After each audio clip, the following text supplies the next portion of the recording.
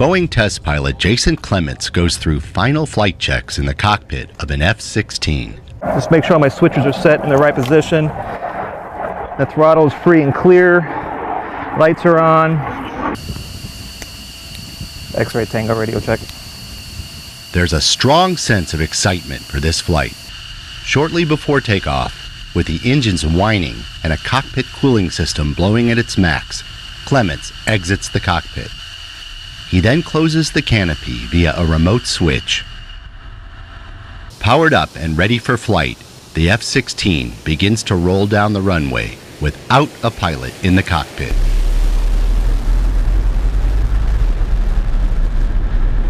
In a matter of seconds, the aircraft, with its burner lit, roars into the southern sky headed out over the Gulf of Mexico. It's the first time ever an F-16 has flown without a pilot in the cockpit.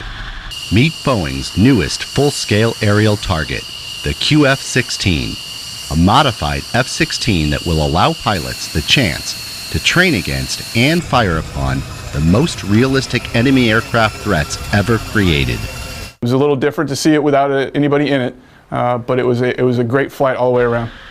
A replication of current real-world situations and aircraft platforms that they can shoot as a target.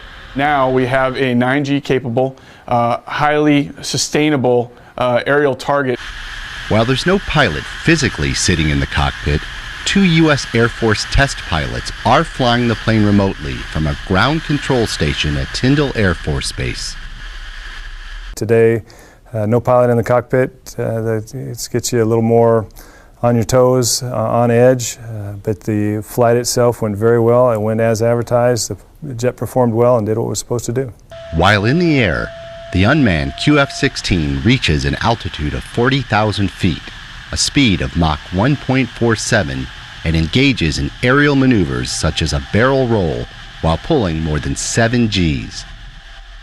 F-16 and F-4 chase planes off the port side follow the QF-16 as it makes its final approach back to Tyndall and picture-perfect landing. Got the jet in the air, flew great, everything worked great, made a beautiful landing, probably one of the best landings I've ever seen, and stopped right on the center line. So no, it was a great mission. So far, Boeing has modified 6 QF-16s, all of which had been stored at Davis Monthan Air Force Base in Arizona.